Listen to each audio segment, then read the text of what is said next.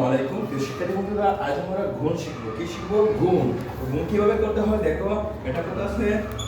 হ্যাঁ, এটা ঠিক আছে। তো ৯৯০০ দিয়ে গুণ করবো, ঠিক আছে? ভালো করে লক্ষ্য করো। তাহলে শূন্য দিয়ে গুণ করলে শূন্যই হয়, ঠিক আছে? আমি শূন্যটা বসিয়ে দিচ্ছি, এটা তো বুঝতে পারছো। আবার শূন্য দিয়ে গুণ করলে নিচে নিচে একবার একদম নিচে নিচে লিখবা, ঠিক আছে? একদম নিচে নিচে, ওকে? এবার দেখো ৪ শূন্য ০ ৪ শূন্য ০ 4 মান কত? 4 মান ৩৬ ৩৬ ঠিক আছে? তাহলে আবার ৪ মান ৩৬ ৩৭ আর ৩৯ ঠিক আছে? ৩৯, ওকে? এবার কি করব? যোগ করে নেব ০ ০ ০ ০ ৬ ৯ ৩, ঠিক আছে? এটি, ঠিক আছে? বুঝতে পারছো? এটিকে আবার অন্যভাবে কিভাবে করব দেখে নাও তোমরা সবাই। দেখা যাচ্ছে? জি স্যার। ৪০০, ঠিক আছে?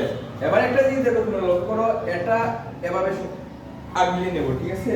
তাহলে থাকবে ৪ নং কত? ৩৬ আর ৬ হাতে হলো ৩, আবার ৪ নং ৩৬ আবার ৩ এ ৩৯, ঠিক আছে? আর শূন্য ৪টা ৪টা দিয়ে দেবো, ঠিক আছে? একদম সহজ, ঠিক আছে? সুতরাং ভাগফল সরি গুণফল,